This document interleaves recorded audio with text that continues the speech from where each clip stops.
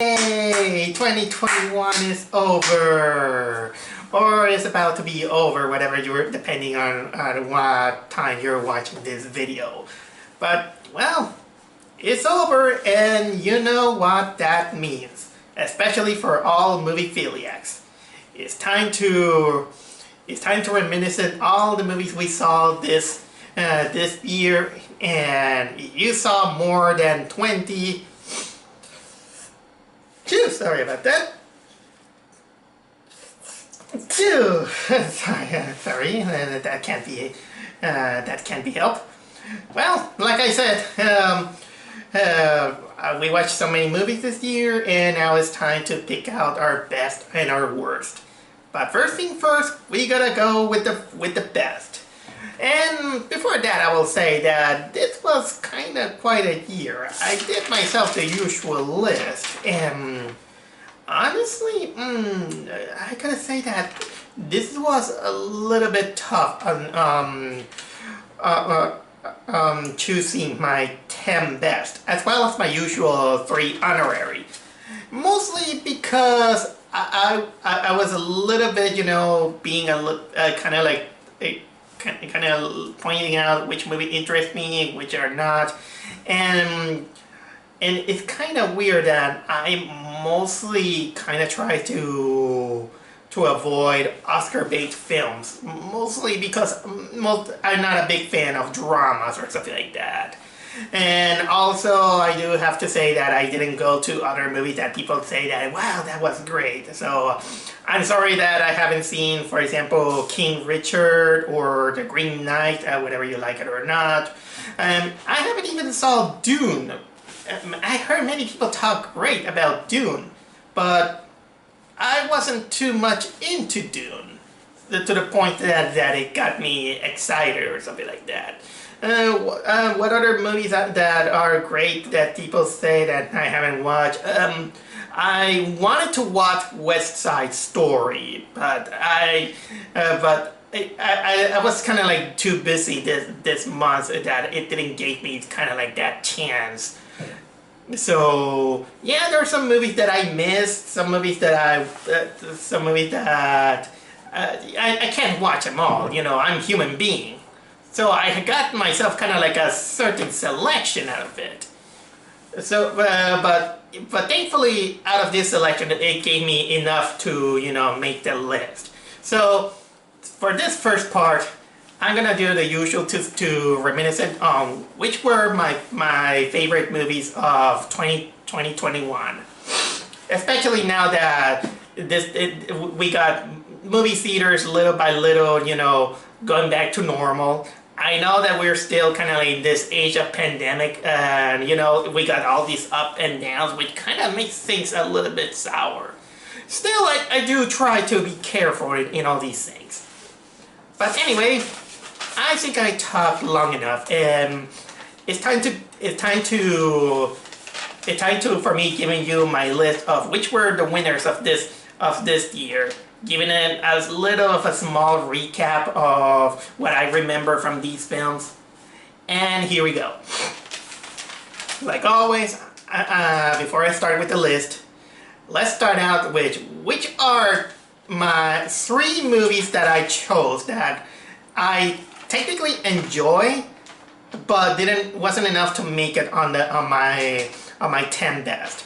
And also, I do want to add that all these are kind of like mixture between subjective opinion and also observational opinions. So let's say that I give my best to watch it as a professional, but also as a kind of like someone who's just having fun or something like that. So mix. I prefer it that way. So let's get started. My first honorary best.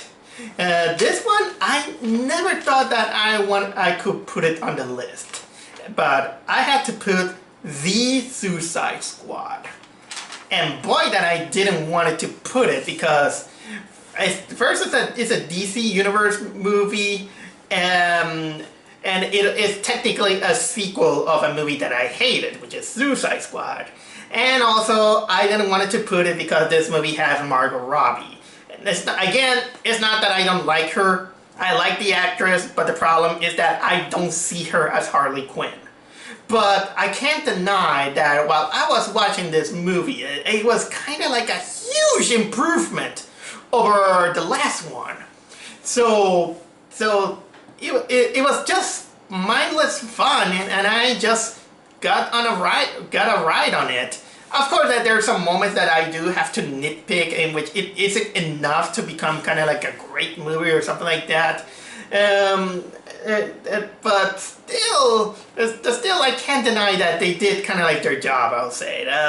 Like, for example, I did like John Cena's character. I like the shark. The name is King Shark. King Shark. The polka dot guy. Yeah, it's kind of ridiculous, and of course I gotta say that, yeah, it kind of makes it up my list because of how bonkers this movie is. One of the few ones in which they have almost half of the announced cast being killed in the first 5 minutes, and that was something. And well, I know, honestly, I will go also tell you right on the get-go that you might be asking, okay, why didn't you put Zack Snyder's Justice League? It's not even on my honorary mention, it's not even in my best, but also don't worry, it's not even on my worst. But I do have to say that Zack Snyder Justice League, I don't care if everyone liked it or something like that. I do admit that just like the Suicide Squad, it was kind of like a better product than what they did. But I found that movie really boring, and the Flash was insufferable. That's all my 2 cents. If I had to recap Zack Snyder's Justice League. And well, let's go with my second honorary mention, which is another movie that has no business to be on one of the best, but it's also one of those guilty pleasures, at least for me. And that is The Mitchells versus the Machines. This one again is kind of like a guilty pleasure, mostly because because it's kind of like a fun story, and I like the animation style, which is kind of like too cartoony and too silly. And although it kind of takes a kind of like a jab between the new generation and the old generation, and it kind of makes it kind of like a fun road trip movie that it goes a little bit out of bonkers when suddenly it turns into the Terminator.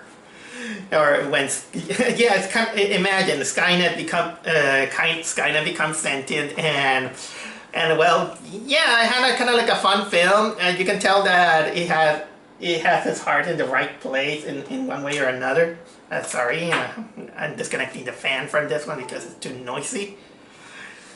But I will say that one of the things that I actually kind of didn't like is mostly, I will say that they wanted to make kind of like a redemption to the villain, but the villain kind of comes off a little bit mean-spirited in the end. Although I know they were trying to make kind of like a joke, this is pretty much a joke movie, but hey, I had fun with it, nothing much interesting I've had to say. And my number 3 for honorary best of the year, this is another one that also didn't have to be there, but for some reason, while I was watching on my list, I couldn't decide. I couldn't see, other movies that kind of was enough to put it on my 10 best and my 10 worst. So I had to, go for kind of like a runners-up, even though it doesn't have kind of like it deserves to be in any top 10. Not even a top honorary best or a top 5 honorary best. But I was running out of the list, and I had at least one likable movie that I just had to put it. But it's mostly out of bias, let's say. I had to put Wish Dragon. And honestly, this one had no business to be there. But the only reason I put this movie, at least on my honorary 3, is because of Jackie Chan. And if you know me, I absolutely love Jackie Chan. And I was thinking that the movie was okay, melody scene. It was just a kind of like a Chinese Aladdin ripoff. This time, instead of a genie, it's a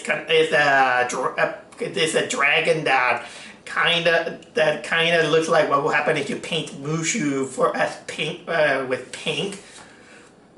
But then after seeing like okay, it was okay. It has very big flaws or something like that. But then it had Jackie Chan in the name. I was like, whoa, sold. But honestly, yeah, the movie isn't exactly too horrible. It has some nitpicks that, for example, you think that there could be kind of like a better movie in it. Because honestly, I did like the backstory with the dragon, but it wasn't cemented well enough as much as I can remember. Although I did like the kid in one way or another. It's a modernized Aladdin, and nothing much else I have to take on it. The only thing I will say that I would rather watch a Chinese knockoff than going for the American Aladdin remake that Disney butcher. So yeah, those are my three honorary best. Now it is time for the big leagues. Okay, now let's start up this the list of my 10 favorite movies of the year. So here goes. My number 10 of my best movie of the year is of course the battle of the century, Godzilla vs. Kong. And I have the feeling that I'm gonna watch, I like to watch, top 10 best and top 10 worst from other reviewers and all these things kind of just for the fun of it. And I get the feeling that Godzilla vs. Kong is gonna be one of the worst. But maybe they're right, but honestly, I would like to put it at one of the best because I had kind of like a blast out of it. It was just watching kind of like this, a giant wrestling match. But the reason why I put it very, very low on the list is because if there's one thing that I didn't really like about this movie is that this movie felt like it was too biased. It felt like King Kong was the main star and not Godzilla. So it felt like there was a problem with favoritism. We got too much Kong. And honestly, as much as the people say that they like Kong, I'm not one of those guys who technically like King Kong. I do like the movies, but I'm not, that of a fanboy of King Kong saying that, wow, he's awesome and all these things. This year I did saw the movie that have Jeff Bridges in it. And I didn't technically like it. The original is okay. I never saw Godzilla vs. Kong, the original. The Peter Jackson one was fine, but unfortunately it has Jack Black in it, which makes me harder to go back to this one. Oh yeah, Kong Skull Island was a lot of fun. This is one that they took. But unfortunately, in order to make a backstory about Kong, it felt like it was kind of like a movie is missing. And of course we had to deal, with corny dialogue here and there, but let's face it, Godzilla films are mostly like that. But still, we have kind of like this great battle, almost like in the end. And honestly, also, again, I'm not a fan about that the movie has a favoritism to King Kong, and also that Godzilla is a villain. When I was like, no, you can't do that. There are people who love Kong and people who like Godzilla. You have to make them both neutral. This is why I thought that the little girl technically is one of the aspects that, while she is a good actress for a child, her element kind of ruins the Kong versus Godzilla build-up, because I wanted to see them both, not siding with anyone, with humans or anything, at least until the final, in which both have to deal with them together. But yeah, despite my complaints, I have my reasons why I like this movie enough to put it at number 10. But let's continue. Now we got number 9, and this one is hard. I had to think it over, and boy, that I do have some things to say. Then my number 9 movie is none other than Disney's Encanto, which at least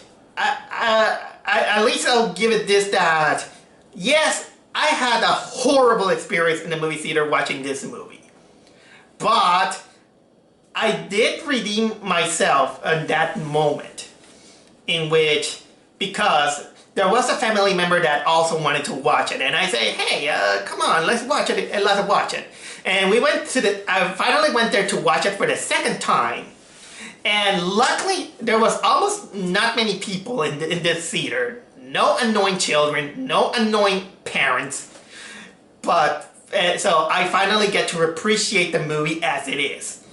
And most of the complaints that I gave out movie-wise on this film kind of still holds up, except for one thing, but I will get to this.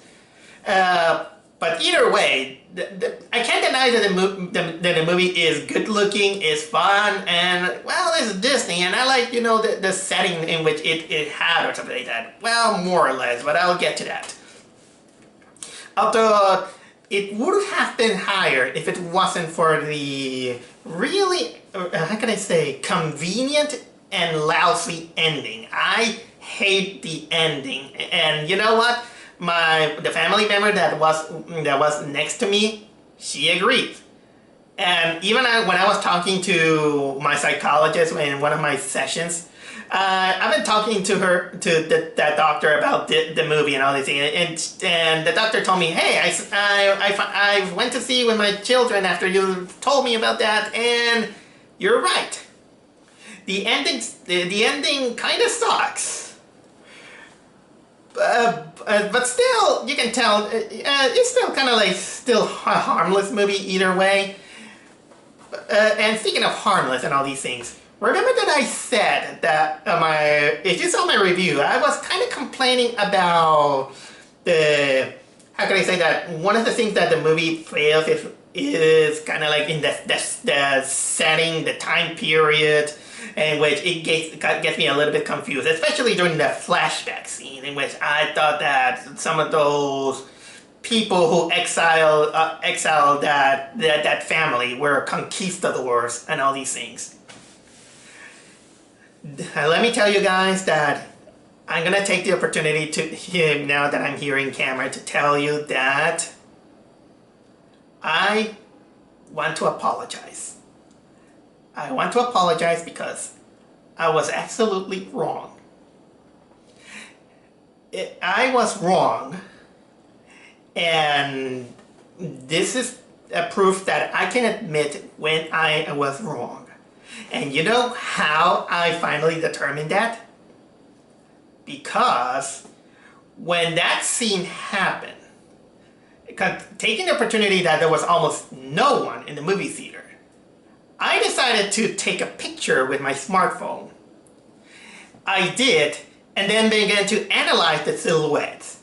And now that I look at it, they really don't look like conquistadors. Although, don't blame me, because on the first time, I had this annoying child who was screaming during the whole movie. But also, for the movie's fault, it doesn't help the shadowing and the fog. It makes it a little bit too vague. That it didn't felt like they were you know, local people or something like that. Although, if I want me to nitpick out of it, maybe it could have been a little bit more realistic if they have kind of like the rifles, considering, you know, the situation of Colombia. I'm not 100% knowledgeable, but maybe it could have helped, you know, to know the time period, you know, some kind of time period that it belonged or not. So because, yeah, you know, many questions it gives me to that. But either way, I think that Encanto needed some kind of apology from my part, and giving it my number 9 is enough. And speaking of animation, number 8 is another movie that it has no business being there, because honestly this will be not in any top 10. It won't be probably in their best or their worst. Probably the people are gonna put it in their worst if they're kind of like cynical or something like that. But I don't care. But Sing 2, I had fun with this movie, and technically no reason at all.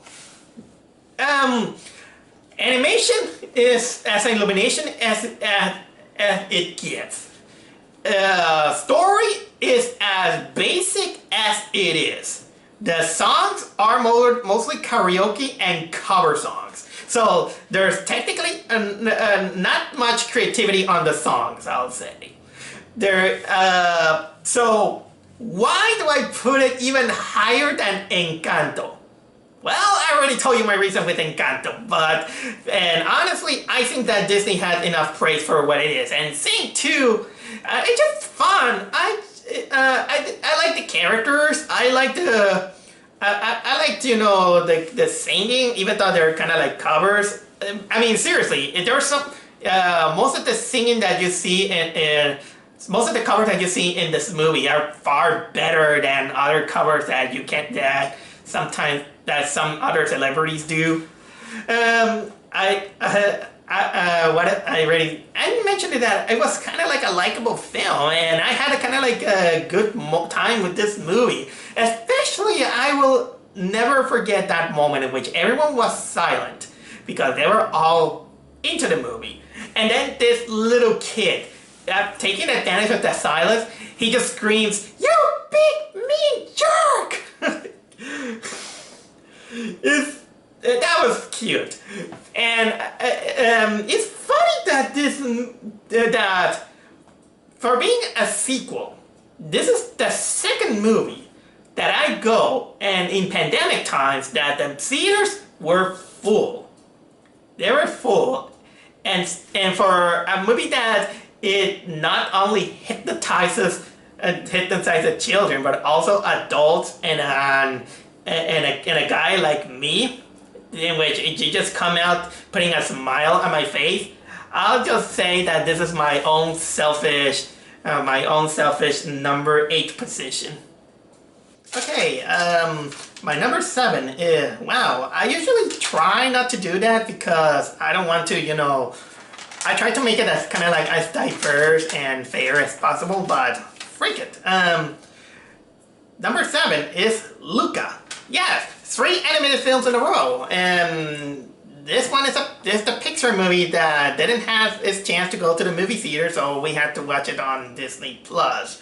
And honestly, it's a shame because that movie is kind of it was simple as it is heartwarming. Two boys. They're sea monsters, or probably sea monkeys, whatever you want to call them, and they try to blend with humanity, and there is also this summer game that they're probably going to participate in all these things. And yeah, I like that the movie, this doesn't go, all out like usual Pixar movies that they just want to, go for an Oscar or something like that. Like Soul, in which I find it so... I did mention that I find Soul overrated, mostly because I felt like it was too dark, trying to be too realistic and all these things. I'm talking about the texture and all these things. But Luca felt a little bit more kind of like a cartoon, but still has the heart in it. And I like the, the background of all these characters, and we got, of course, their backstories. We also have the environment of Italy, which is something that I wish I could go to Italy and see something like that. And yeah, I know that it's not kind of like a gigantic premise or something like that. And of course, the villain is really cartoony. The villain is so cartoony, but once in a a while, you're not gonna need, someone who wants to destroy the world or someone who is hell-bent on destroying someone's life or something like that. Maybe sometimes you need just a kind of like a big bully or a big jerk like Lucas' villain. I know. Although the ending, it felt kind of earned, I'll say. Not much I have to say. It just because I just kind of felt like Look at the Surf a little bit more recognition compared to other animated movies that I have seen this year. Although not so much, mostly because I still don't want to overhype Disney because it's already overhyped as it is. Although now that I think of it, I think that I need to try to find and watch more animated films each year, especially the foreign ones, because you can find some other ones like that. Actually, there is one more that animated film that is on the list, but I'll get to that when time comes. So, number 6. This is another guilty pleasure. It's another guilty pleasure that probably is also going to be on the worst. Wow, I'm beginning to repeat that thing over and over again during this list. Maybe I have kind of like a weird taste or something like that. But anyway, my number 6 is a stupid movie called Willy's Wonderland. Oh, geez, how did this movie came up? I saw it on the TV. I rented it.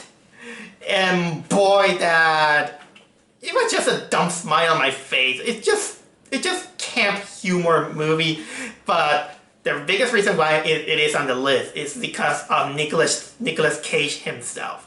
Nicolas Cage it kind of proves that he can be an actor by just absolutely saying nothing. Just Nicolas Cage, just being Nicolas Cage, just looking at him and nothing else. And in this, he's just kind of like this guy who takes a job cleaning this abandoned Five Nights at Freddy's knockoff and killing off animatronics. It's just dumb fun. And yeah, the characters are dumb. They're stupid. They're totally stupid. But damn, that it was just a dumb smile on my face. And let's not forget that it had that catchy theme song. So there is something that attracted me on this one. That it again is, like I said many times, it's probably on the worst of many others. But you know what? I'd probably call me stupid. But Willy's Wonderland, yeah. It's something that you might not gonna like it, but at least please try it once. If you don't like it, fine. I understand, because it's understandable why you might not like it. But honestly, this is probably the best thing I watch from Nicolas Cage. And speaking of Nicolas Cage, I do want to apologize. I know that many people say that he was great in Pig. But I didn't get the chance to watch that movie, so maybe if I had to watch Pig this year, maybe I could have replaced it there.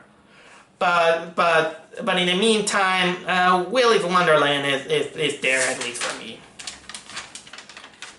Number 5, and remember that I say that there's one animated film that actually topped my this year?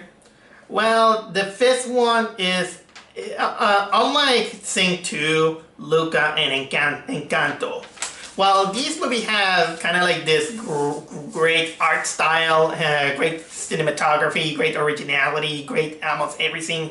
For studio, the usual American studio standards.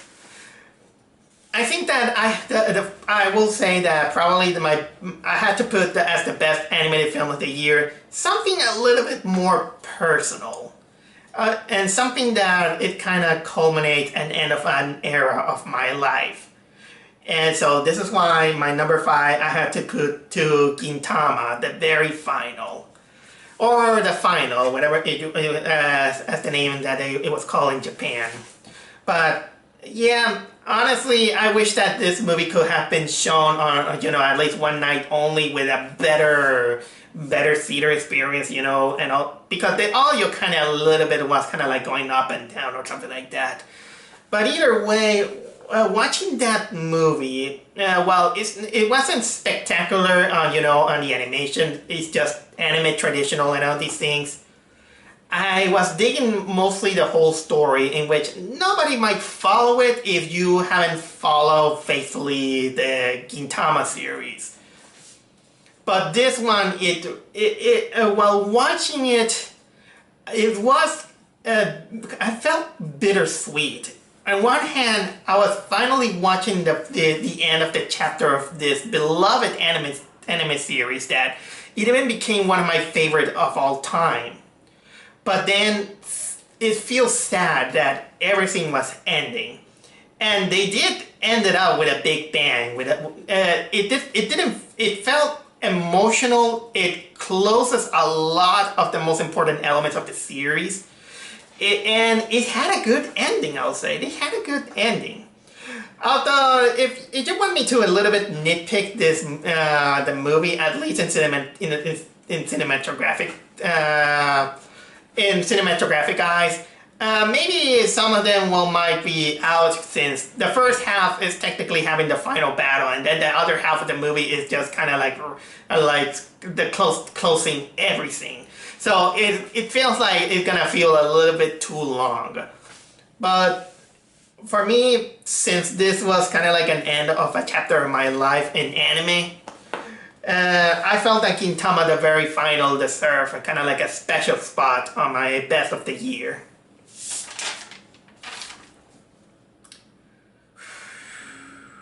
And speaking of closures, my number 4 is Spider-Man No Way Home. How did this happen? It's a typical Marvel movie in which nowadays we are a lot of these American movies, are sometimes movie studios in general, they're trying to capitalize on nostalgia. This one is no exception, but unlike the other ones that they just kind of come out with a lousy story, or just going back to retreading some other territory or something like that, I can't believe that this one did play the cards right on nostalgia. This could have been easily make a movie that you might roll your eyes out, because when they make a reference to the other, the old movies or something like that. But this one, it felt like it earns that position, considering that not only it advances the current Spider-Man timeline, but also it gives kind of like a proper closure to the other two eras of Spider-Man cinematic universes. Most notably the Tobey Maguire and the Andrew Garfield era. I mean, they didn't they couldn't get the guy who plays Spider-Man in the Chinese movie. Yeah, there's this movie. I kind of forgot to mention that there is a Spider-Man that goes to China, and there's this movie that is basically from the TV series, the very old TV series, kind of like in the era of the Incredible Hulk. And well, they also couldn't get the Spider-Man from Japan. No, that's real. People won't believe that there is a Spider-Man from Japan. And this one actually has its own Megazord. No, really, go check it out. But either way, this is one of those movies in which it's been a grand while that I went to a movie theater that it was packed. Probably and this is the first one that had that moment. The second one, again, it was with Sing 2. And I was lucky to get a good seat because a family member invited me to go there, and man, that people were into it, and I was too. I really liked that they had, the effort to get the original actors. Some of the lines were a little bit corny, sometimes it was a little bit on the nose, but it kind of felt like it kind of earned itself. I wish that the Marvel movies kind of put some kind of restraint on their awkward humor once in a while. But this one, man, that it gave a better effort than the other Marvel Cinematic Universe movies that they did. Because most of the Marvel material this year was mediocre at best. So that was a terrible year for Marvel. But this one, it managed to save it, at least for this year, considering that next month we got Morbius. A movie that I wish it could have stayed dead. But anyway, if you haven't checked it out, I think you'll do it, and if you actually kind of love the, let me rephrase it.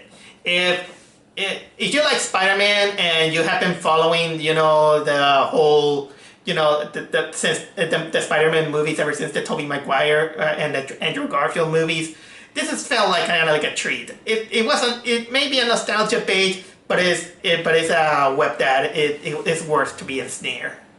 Okie dokie Loki! It's time for the big three. The big three movies that I absolutely love this year. So let's start out. My number 3 of the best movie of the year is Free Guy. That one was a really likable movie. It's something that it came out, how can I explain it? It's Ryan Reynolds, let's say. Ryan Reynolds, despite his age and his pros and cons, this guy is overflowing with charisma, and this movie is no exception. I really like the setting, I like the characters and all these things.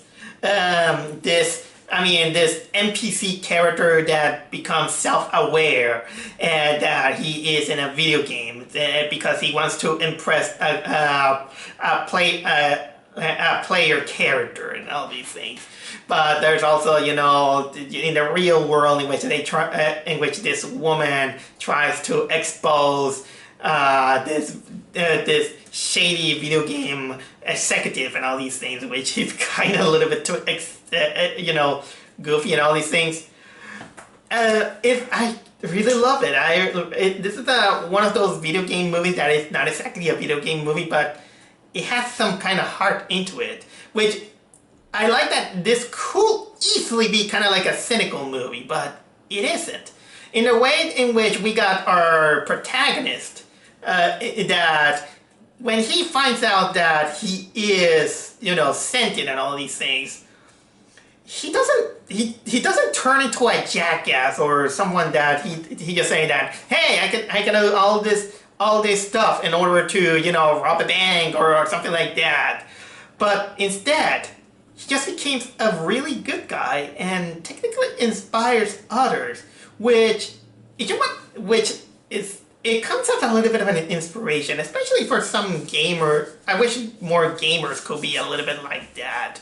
Because I've been noticing that some gamers, when they play, their games, sometimes they're kind of like very cynical, and they're sadistic to their video game players or characters or something like that. Although, yeah, understandable. They're going to say that, they're video game characters, they're nothing, I'm just making fun or something like that. Okay, good, but something about that rubs me somehow in the wrong way. But sometimes even being nice, a nice player, or in this case, kind of like a nice NPC player, and a nice NPC, he can be, admirable. And so, yeah, pretty much this one kind of turns into what will happen if the World of Warcraft turns into the Truman Show. In one way or another, but still, during this whole movie was a bright smile on my face. I thought that even though the marketing was kind of like ups and downs, a funny thing, because I was kind of like in the balance saying that should I watch this movie or not watch this movie, but then the Deadpool ad came, and that one convinced me. and I don't regret it. So Free Guy really, Free Guy was a total freebie for me. Yeah, I know, I'm not a good joker when blame it from me. Number 2. This one I had to go to New York to watch it.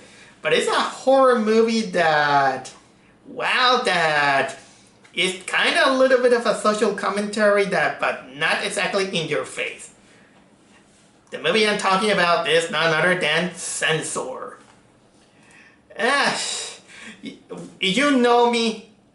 One of the biggest things that I hate in this world is censorship. I absolutely hate it, no matter the reason.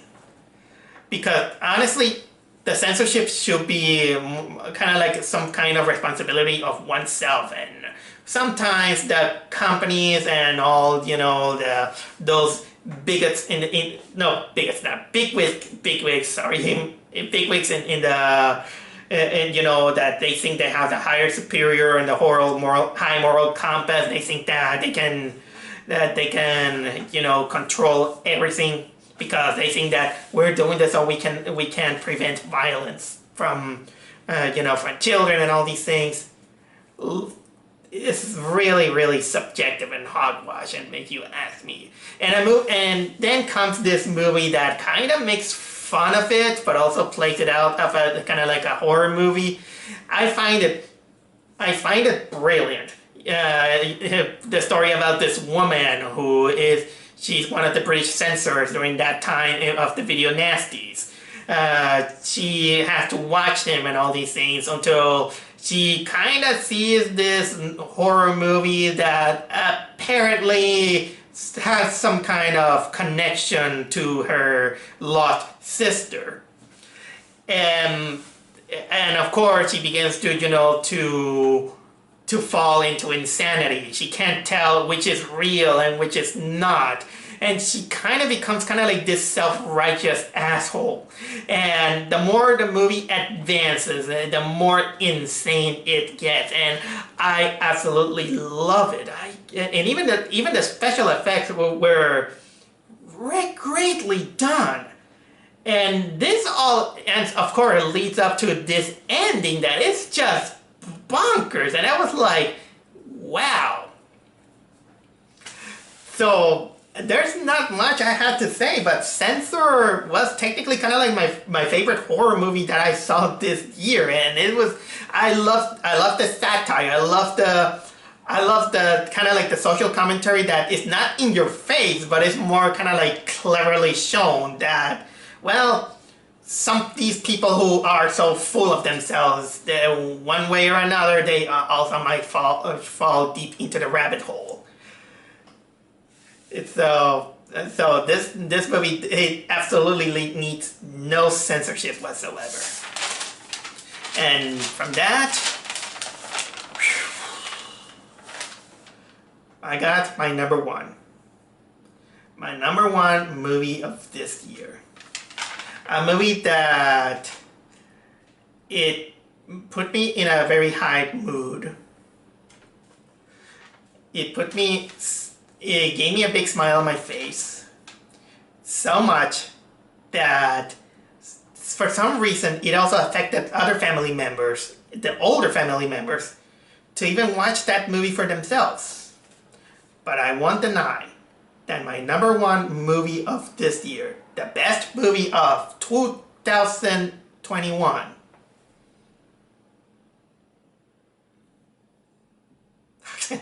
I'm dragging this out, is In the Heights. In the Heights.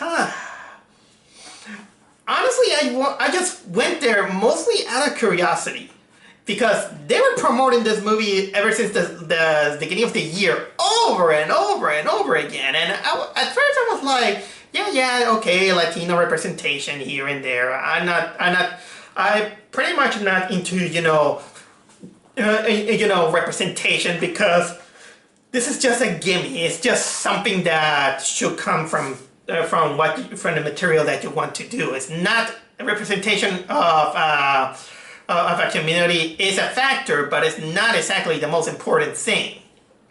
But still, on the trailer, I can see that I saw that there was some kind of elevated passion in it. And so, just in case, I never saw the original Broadway play. So I was totally blind to it. But when I went into this movie, wow, I felt the energy, the awesome choreography, the heart, the acting, the story, lots of the things work. I was enthralled with this movie, that how much dedication it had, but a dedication that it felt humble at the same time. And I'm not saying, just in case, I'm not saying out because, representation, Latinos and all these things. No. That has nothing to do with this. When you see effort, and honest effort, and when you see honest, good filmmaking, this is when you deserve it.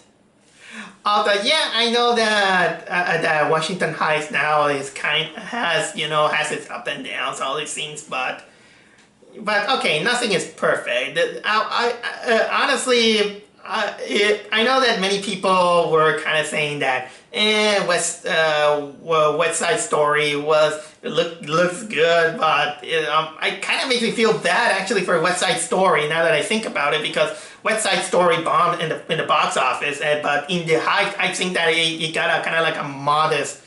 It had kind of like this modest. A modest reception here and there. Either way, I came out loving this film. I think that if I have to say what was the biggest highlight of this movie that even brought me a little bit to tears is the matriarch of the family. This actress who played the matriarch, she had her own solo, when she was. And her role in the movie, it felt kind of like a little bit very close to at least to me at least. I am of course Latino, and I've seen these kind of things. So maybe I'll say that even though I say that I don't see much representation, it kind of helps a little bit that if you feel kind of like closer to home and you see, hey, that's what we usually do. It feels like that. And also, let's not deny that despite being a musical, the songs were really good. Some of the tunes are stuck in my head even up to this day. So pretty much this is all I have to say about this movie. So because of the energy, the heart, and the great talent that went through this movie, this is why Indie Heights becomes my winner of 2021. So there, this is my top 10 movies of 2021. 2022 is on the horizon. What movies we're gonna get? Well, that also depends on how the world is gonna get. Am I missing something? Yeah, maybe it'll come out. But either way, Happy New Year, guys, and let's hope that the next year we get more great movies like this year.